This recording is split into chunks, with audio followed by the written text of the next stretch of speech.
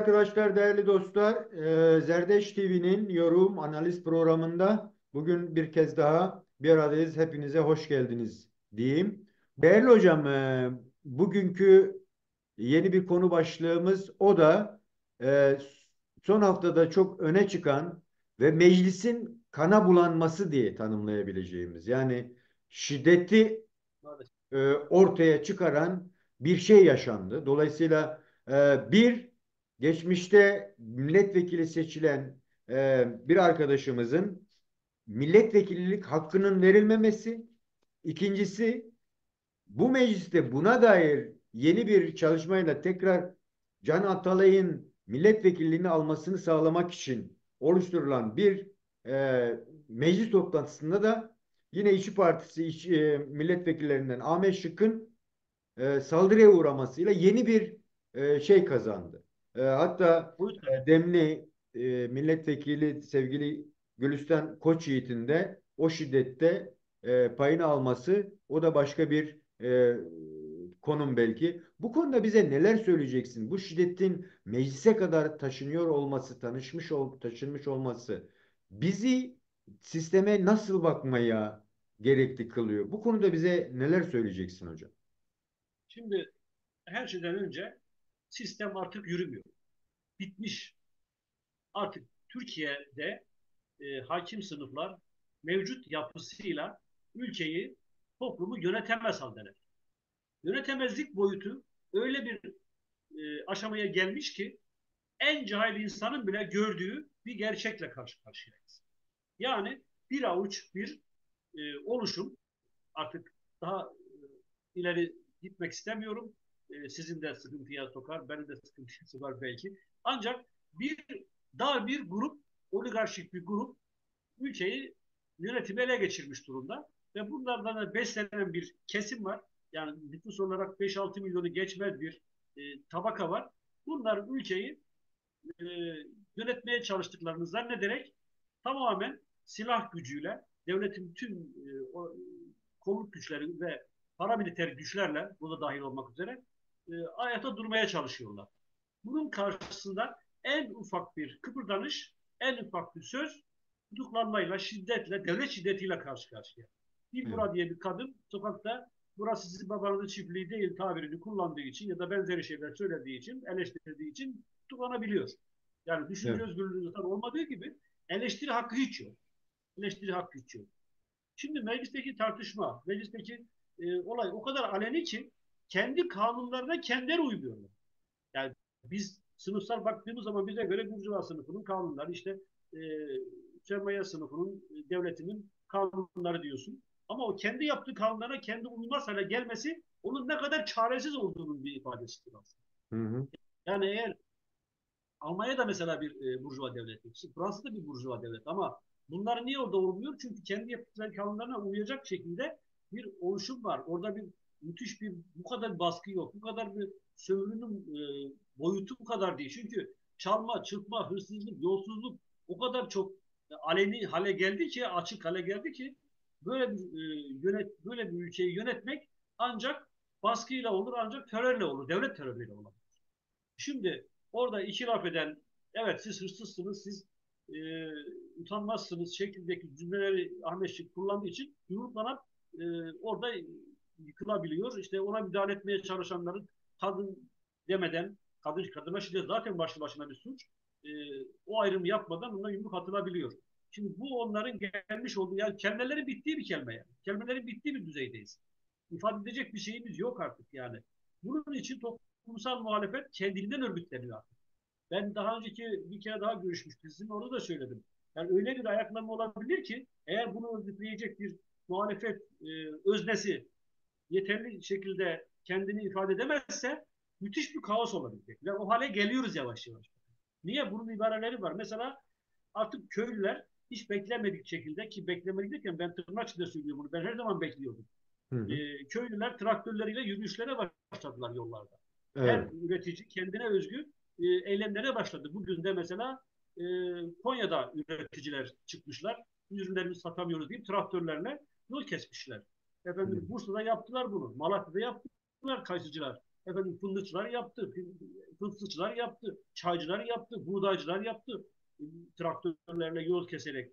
Yani biz işçi sınıfı örgütlenecek, sanayi işçisi örgütlenecek tabirini orada sınırlı görmemek lazım. Bunun bütün toplum kesimlerini kapsayan bir bunalım söz konusu. Bunun içinde meclise yansıyan noktada da bir milletvekilinin hakkının verilmemesi, Şerafettin e, Can Can Atalay. Altay, Can Can Atalay. Atalay'ın hakkının verilmemesi karşısında milletvekilinin evet şey konuşması, işte güya hakareten camisi, öyle bir şey olursa sen uyarırsın en çok, bunu şiddetle yumrukla vurmakla kelimeyi. Dolayısıyla e, bu onların mevcut yapının yönetemez hale geldiğinin ifadesi. Sonuç ne olur? Sonuç tamamen sınıf mücadelesinin belirleyenine bağlamak lazım. Yani muhalefetin bunun en iyi şekilde örgütlenmesiyle açıklanabilecek bir şey. Ama böyle bir şey oluşumda henüz özne hale gelmiş olduğunu göremiyorum. Peki hocam. Şimdi bu sistem tıkanmışlığının sebeplerine baktığımız zaman yani toplum gerçekten yeni bir dönüşüme hazır olduğunu söyleyebilir miyiz? Çünkü yani öyle bir noktaya gelinmiş ki ben öyle bakıyorum. İstense de bu iktidarın gidememesi üzerine de kurulu bazı. Yani gitmemesi gerekiyor. Çünkü o kadar geri dönüşümlü çalışma yapıp yeniden bir ayağa oturtmak müthiş bir sıkıntı yaratacak. Yani sistemi değiştirme isteği olacak, olmayacak. Çünkü yeni mesela diyelim ki CHP bunu öncelediği zaman şu an şey söyleniyor mesela. Parlamentoya dönme, eski yapılanmaya, parlamenter yapıya dönme ama parlamenter yapıya döndüğü şu an yapılmış olan bütün sıkıntıların nasıl gidireceği sorunu daha büyük kaos yaratacağı söyleniyor. Yani yeni Cumhurbaşkanı da bu yetkilere sahip olacak ki bir gecede birçok şeyi değiştirebilsin. Şimdi sanıyorum görebildiğim kadarıyla Cumhurbaşkanı'nın atmak istediği adım bunun önünü kesmek. Yani dolayısıyla iktidarı bırakmaya razı ama diyor ki tamam klasik parlamenter sisteme dönelim. Herkes orada meclisten birçok şeye karar versin. Olay bitsin işte şimdiye kadar yaşananlar da üstü örtülsün gibi bir mantaliteyle yaklaşılıyor. Burada muhalefete düşen ne? Gerçekten üstüne düşeni yapıyor mu? Yoksa yapamaz konumda mı o da? En az iktidarın nasıl sürdürülemezliği varsa iktidarın da toparlayabilme şeyi mi yok? Yani çünkü savaş var önümüzde, ciddi toplumsal kalkışmalar var, işte Kürt sorununun çözümlememesi var. Böyle bakıldığı zaman bu Şimdi şiddet sarmalını nereye götürüyor bizi? şöyle söyleyeyim, iki boyutta bakmak lazım. Birincisi, bir iktidar asla gitmek istemiyor. Gitme koşulları yok mu? Var. Da onların niyetini söyleyeyim ben. Ne olursa olsun, ne olursa olsun çok net söylüyorum. Gitmek istemiyorlar. Gitmek istemiyor derken normal anlamda söylemiyorum yani. Bir siyasi iktidarın, pardon, bir siyasi partinin amacı iktidar olmaktır. Yani bugün ikimiz bir parti kursak, adına ne koyarsak koyalım, başlangıç olarak bir siyasi parti ise amacımız iktidar olmaktır. Yani biz burada konuşmak için parti kurmayacağız. Evet, Konuşmaya gireriz. Burada yaparız. Böyle de yapabiliriz yani. Her zaman oturup konuşuruz. Siyasi partinin amacı siyasi iktidar olmaktır. İktidar hedefler yani. Şimdi evet, bunlar iktidara gelmişler. Dolayısıyla hiç gitmek istemiyor. Bu amaçla gitmek istemiyorlar değil. O kadar çok suçları var ki. O kadar çok yolsuzlukları var ki. Artık diz boğaz geçmiş.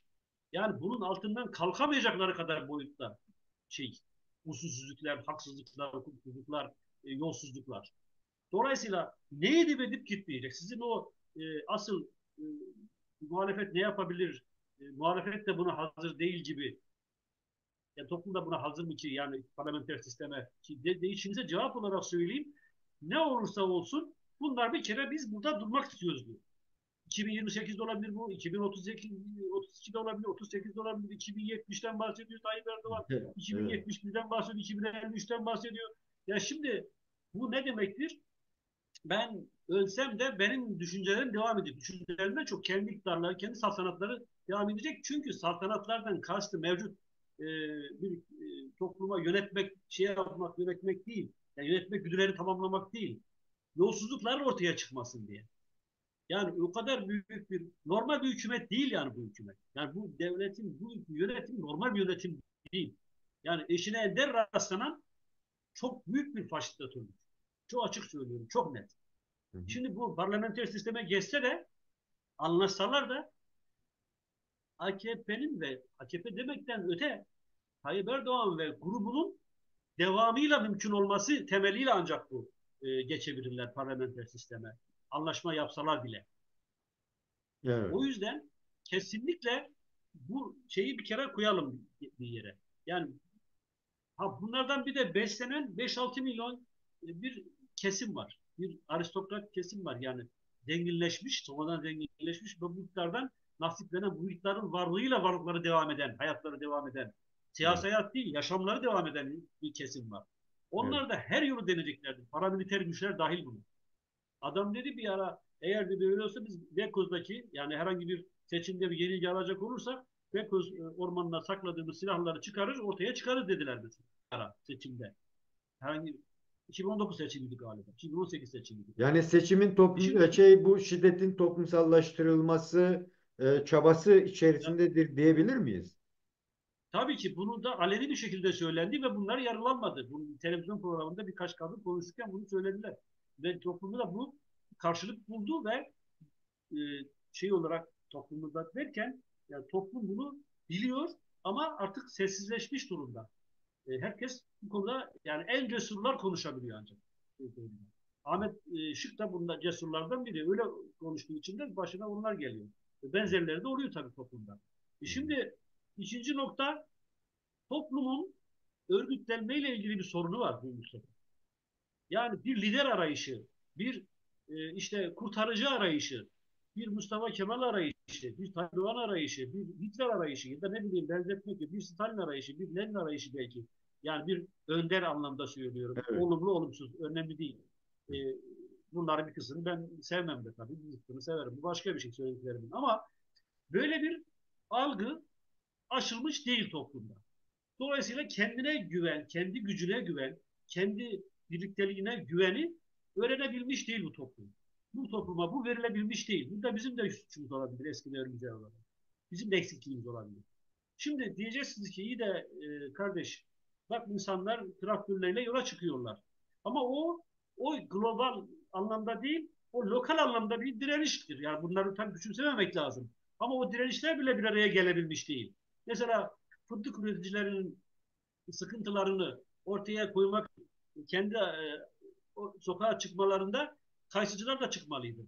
Buğdaycılar da hemen çıkmanı desteklemeliydi. Ama o bilinçle ancak olabilir işte. Bunun da bu da ancak muhalefet partilerinin, mevcut muhalefet partilerinin ve siyasi duruşun bir ürünü olarak ortaya konulabilir. Bunu yapmıyorlar işte. Çünkü ben CHP'nin de gerçek anlamda rejim muhalefeti olduğunu düşünmüyorum. Rejim muhalefi değil çünkü.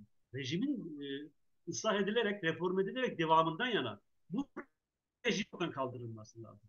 Bu rejimin daha doğru özgürlükçü bir topluma ulaşabilmesi için, toplum özgürlükçü bir seviyeye gelmesi için bu rejimin ortadan kaldırılması lazım. Bu rejimin değişmesi Yeni bir lazım. rejim CHP'de çalışması de mümkün mü? Yani sizce bu çünkü eğer her zaman mümkün. %25'lik bir halk desteği varsa ve bütün toplumsal alanların bütünü hem ya baskı altında ya sıkışmışsa uluslararası arenada da bir savaşla ancak hareket edebilme olasılığı olan bir yerde yani Kemalist yapılanma yeniden ele alınıp Türkiye başka bir rejime geçme olasılığı var mı hocam sizce bu Hayır, yapıyla hayır. beraber? Kemalist yapılanmayla bu mümkün değil.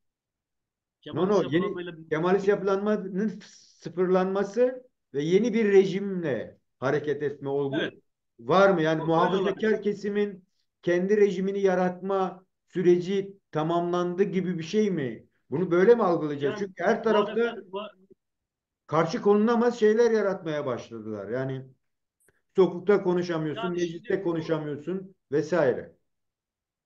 ama şimdi burada e, olaya sınıfsal bakmak lazım yine. Çünkü mevcut rejim sadece muhafaza kesim tarafından yönetilen bir rejim değil.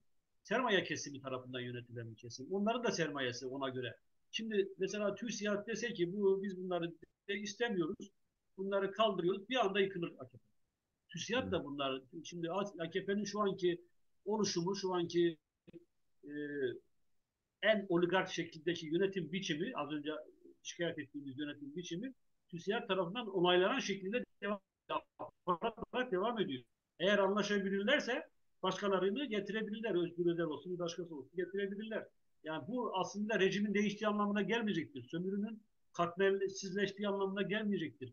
Sadece biraz reform edilerek yine sömürü düzeni devam edecek anlamı. Biz bunu istemiyoruz. Yani biz bunu savunmamamız lazım. Bizim rejimin tamamen ortadan değiştirilerek yeni bir özgürlükçü ortamın sağlanabilmesi lazım. Bunun işte toplumsal kesimlerin tümünün bir çatı altında çok doğru bir neyle yürüyebilmesi lazım. Bunun mücadelesini vermek lazım. Bunun propagandasını, bunun çalışmasını yapmak lazım. Çünkü e, bugün dincilerle devam ediyor olabilirler. Öyle görünümle. Kaldı ki din motif sadece bir gösteriş burada. Bir makyaj. Aslında sermaye kesiminin düzeni bir düzen. Sermaye kesimi bunu aldığında mesela 2023 seçiminde ben Kılıçdaroğlu'nun gelebileceğini düşünmüştüm. Yani 2023, 14, 28 Mayıs seçimlerinde ne olduysa anlaşamadılar galiba. Mevcut yapıyı daha iyi kullanışlı bir aparat olarak gördüler, devam ettiler.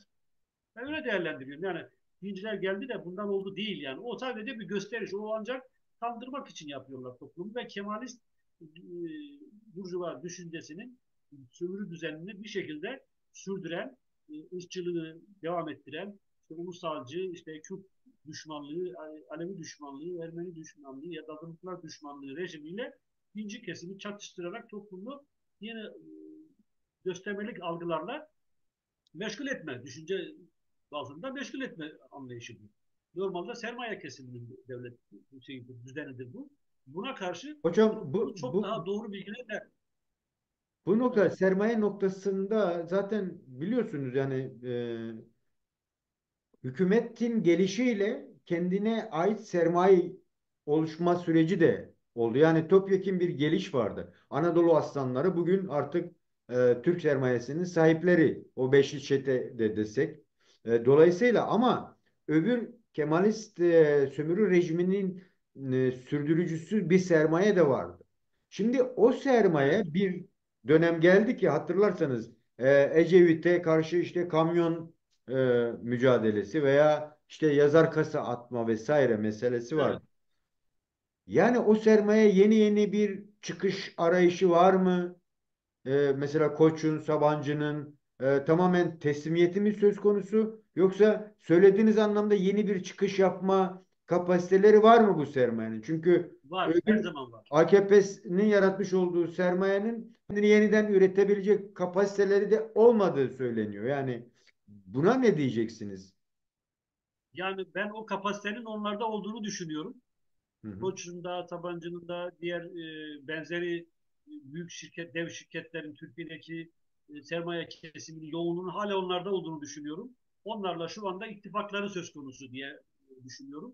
Ama çok isterlerse bu müsiyadıydı işte yeni o dinci kesimin sermayesinin daha küçük olduğunu ama görünürlerinin fazla olduğunu medyatik olması çerçevesiyle asıl sermayenin de TÜSİAD tarafından kaynaklandığını ve yönetim organlarında onların yer aldığını yani karar verici mekanizmanın onlar olduğunu düşünüyorum.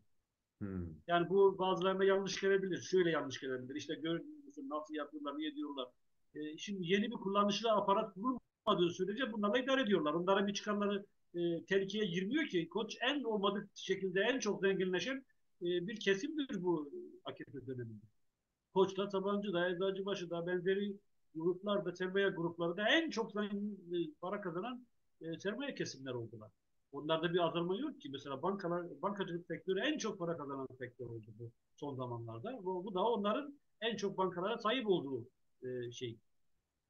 Şöyle, sermaye daha çok AKP kesiminin ya da ikinci kesiminin şey olduğu inşaat sektörü daha çok. İnşaat sektörü de üretim yapan bir alan değil. Asıl alan diğer sanayi kesiminde o yine dediğimiz bahsettiğimiz müsiyatın içinde olduğu sermaye kesiminin belirleyici olduğunu düşünüyorum. Eğer yeni bir aparat oluşturabilirlerse indirmeleri çok zor değil. Tabii bu bu kadar büyük bir suçun, bu kadar büyük bir yolsuzluğun karşılığı ne olacak? Asıl bununla ilgili belki de bunun çalışmasını düşünüyorlar. Belki bunun anlaşmasını yapmaya Yani çalışıyorlar şunu dışarıda. demeye getiriyorum hocam. Sermaye bile eğer çürümüş toplumdan çürümüşlük varsa, işsizlik ayyuka çıkmışsa, yani geçim kaynakları artık çok diplerdeyse, buna rağmen sermaye buna e, devamını ister mi yani bir sermaye? Çünkü sömürecek halk yoksa ne yapacak sermaye?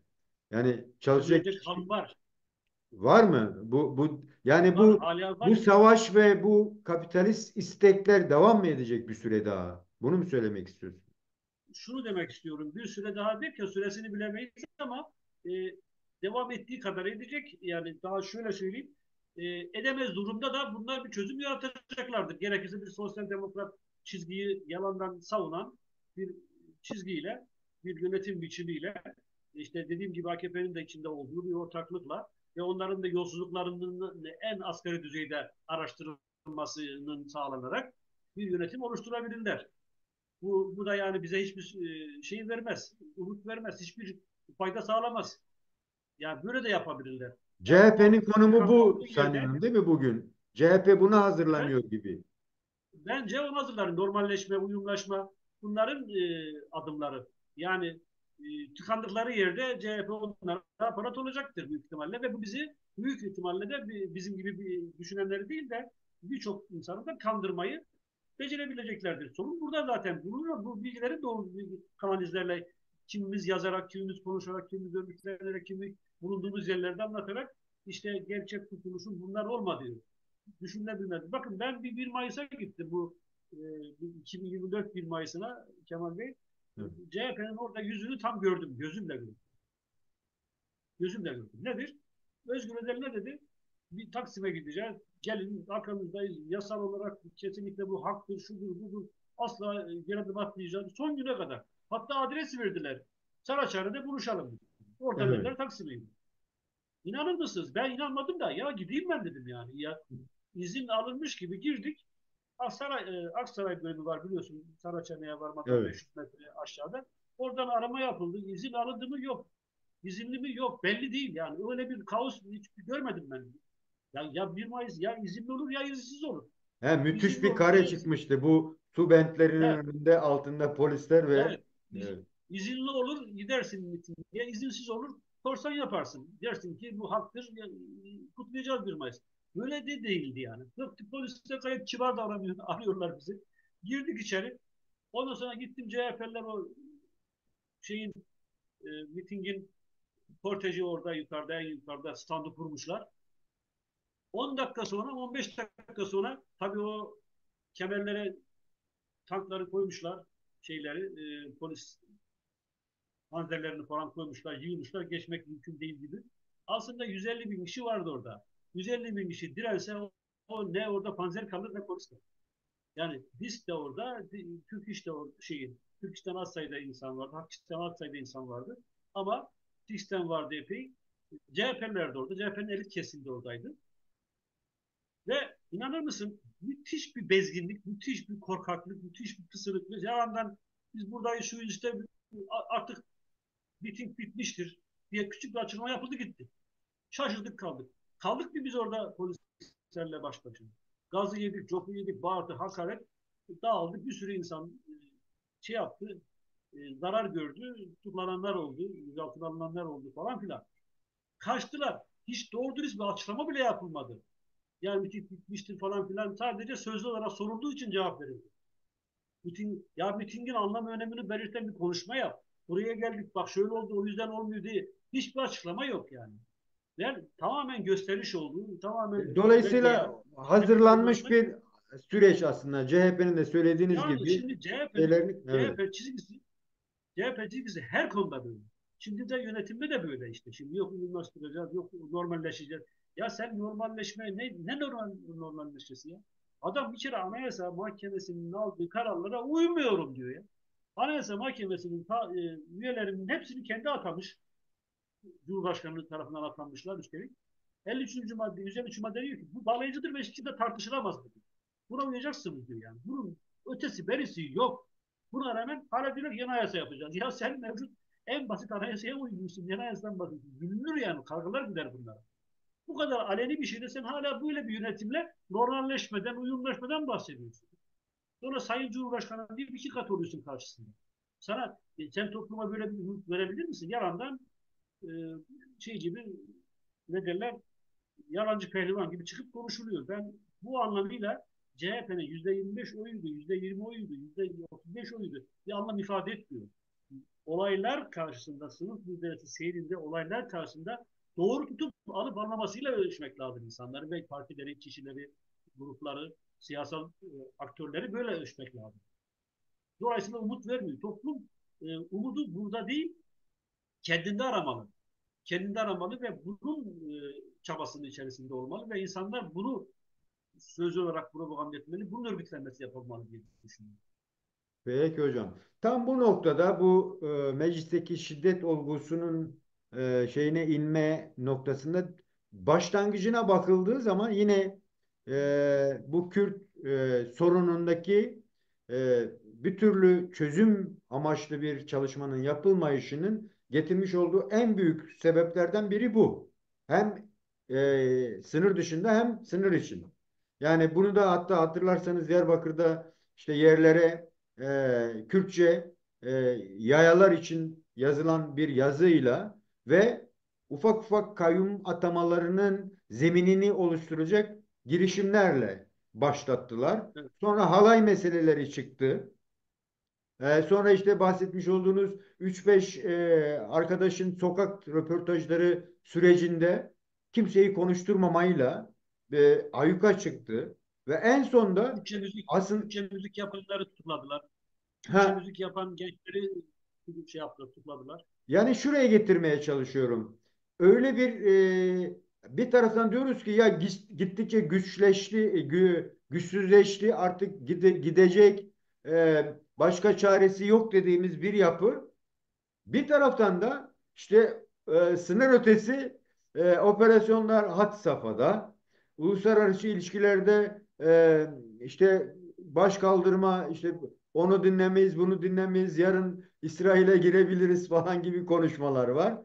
Aynı zamanda Yalancı içeride de pehlivan. baktığımız zaman da hem Kürt meselesinde hem de bu inanç meselesinde ta 2009'larda başlayan Alevi açılımını da düşündüğümüz zaman meğer o açılış bütün o inançları tek bir potada eritip bakanlığa bağlamakmış. Bu geçtiğimiz haftada şey yaşandı. Bu Hacı Bektaş'te artık somutlaştı. Yani öyle bir olgu ki inancınızın da yerini de yurdunu da mekanını da tarzını da ben belirlerim gibi ve Evet. buna ön ayak olan da Alevi kurumlardı. Böyle bakıldığı zaman yani gerek işçilerin yeterince örgütlenmemesi, gerek işte Kürt sorununda yani Türk toplumunu nereye gideceğini düşünüyorsunuz?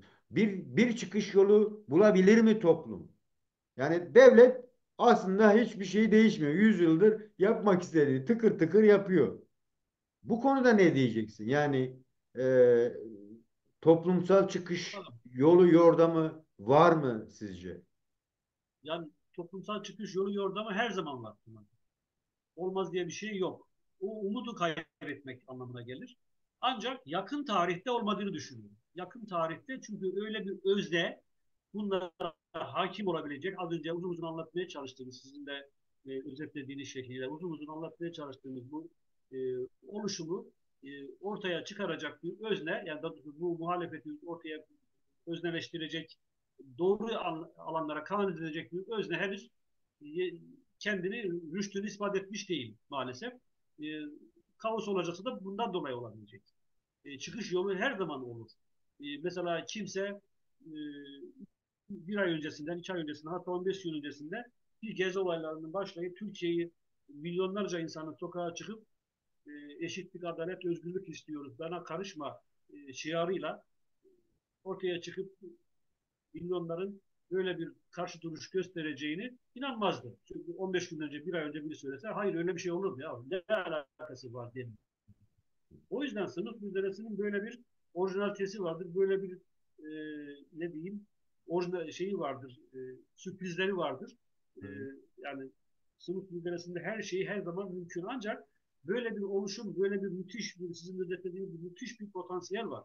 Olağanüstü potansiyel. Yani geçen seneye göre, 3-5 ay öncesine göre bile çok daha büyük bir potansiyel var. Hiçbir zaman bugüne kadar ben bu yaşıma geldim, köylülerin traktörleriyle yol kesip eylem yaptığını işçiler yapar, grev yaptı.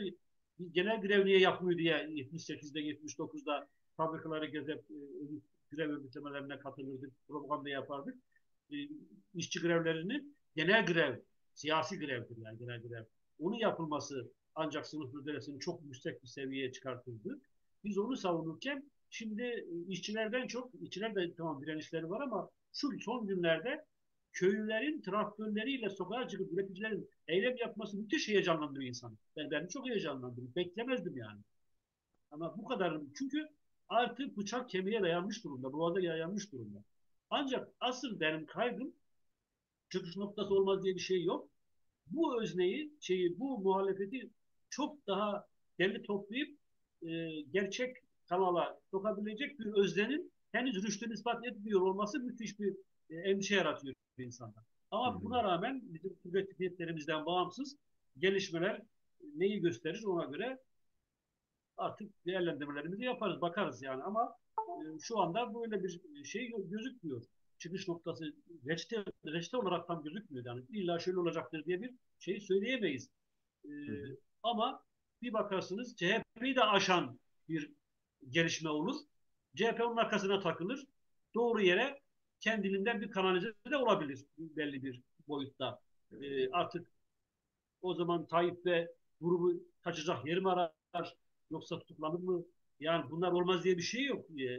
Bunlar e, yine onu sermaye kesimi kontrol altına almaya çalışacaktır. Devletin düzeni, devamlılığı, bekası açısından o muhalefeti o şekilde muhalif karşı çıkışı az önce anlattığım o devrimci çıkışı söndürmeye çalışacaktır şüphesiz ama onun artık sunum mücadelesinin gücü, seyri, gelişmeler o verirler. O anki şey verirler. Mesela Gezi müthiş bir eylemdi ama söndü. Çünkü iktidar hedefi yoktu. Çünkü onları hepsini kanalize edecek bir özne başında yoktu. Kendiliğincilik böyle olabilir. Ama yine de müthiş bir ders verdi bize. O dersi en iyi şekilde değerlendirmek lazım. Peki hocam. Çok teşekkür ediyorum. Başka katmak istediğim bir şey var mı hocam? Sonlandıralım diyorum. Yok, sağ ol, teşekkür ederim. Ben Dur hep ben. aynı şeyleri söylüyorum ben. Hı hı. Önemli olan o kaos olmadan özgürlükçü bir toplumu yaratacak muhalif öznenin bu muhalif çıkışa hakim olması. Bu hangi parti olur? En yakın yine DEM görünüyor ama DEM de müthiş baskılanıyor. Olağanüstü baskılanıyor. Tabii DEM'in de kendi içinde örgütlemelerinde eksikleri, yanlışları vardı. Var yani ama onlar da ayrı bir konu tabii ama en yakın duran o diye görüyorum. En yakın özne bu gelişmelere e, mümtaz olabilecek en yakın özne o olarak görüyorum. CHP'de bunun peşine takılabilir. Eğer DEM etkili olabilirse CHP'nin peşine takılabilir. CHP derken CHP'deki elitlerden kastetmiyorum. CHP tabanından bahsediyorum. Evet. Tabanı zaten bu işi onu mesela 1978'lerde 77'lerde su işleyenin toprak kullanılan düşüncesi doğru bir düşünceydi. Sosyalist bir fikrin sloganıydı. Niye? Çünkü o zaman toplumsal muhalefet, devrimci muhalefet müthiş gelişmişti ve bilinçliydi. CHP de ona uymaya çalışıyordu. Yani demek ki toplumsal muhalefetin bilinç düzeyi mevcut sosyal demokrat görünen reformist gerici düzen partilerini hizaya getiriyor. Şimdi böyle bir hizaya getiriş yavaş yavaş oluşabilir. Yani bu köylü direnişler, o traktörle yollar kesmeler beni müthiş heyecanlandırıyor. Yani müthiş umutlandırıyor yani. Hı. İşte bunları belli bir kanalize bir yerde kanalize etmeye çalışmak da aslında muhalefet partilerinin görevi. CHP demeli ki ey Bursalı traktörcüler siz durun burada bu eyleme devam ettirin. Afyonlar siz de aynı şekilde destekleyin bunu. İşte aynı gün şu eylem şurada yapılacaktır diyeyim. Bunu, o zaman nasıl toplumda bir öfke ve kalkışma söz konusu olur? İktidar artık çaresizliğinden boyun eğmek ve gerçekten geri adım atmak zorunda kalacak. Peki hocam. Son sözlerim de Teşekkür. bunlar olsun. Teşekkürler. Değerli arkadaşlar, değerli dostlar, bugün değerli hocamız Erol Ercan ile hem e, toplumun son süreçte yaşadığı sıkıntılara dair ve onların yansımalarını konuşmaya çalıştı. Gerek şiddetin meclise kadar taşınmış olması, aynı zamanda devletin bütün yapılanmalarıyla bütün kurumsal yapılara üzerine konması gibi bir sonuç var önümüzde. Bunun aşılabilmesinin yolunun da yeni bir örgütlülük gerektiğini söyledi değerli hocam. Bunun toplum içerisinde verili olduğunu e, ve buna öncülük edecek öznelerin ortaya çıkmasıyla da bunun çok rahat bir şekilde gerçekleşeceğini anlıyorum konuşmalarında. Kendisine çok teşekkür Evet. ediyorum. Görüşmek üzere. Hoşça kal hocam. Hoşça kal. Çok teşekkür ederim. Bu imkanı bana verdiğiniz için, düşüncelerimi anlatma imkanı sağladığınız için çok teşekkür ederim Kemal Bey. Hoşça Teşekkürler kalın. hocam.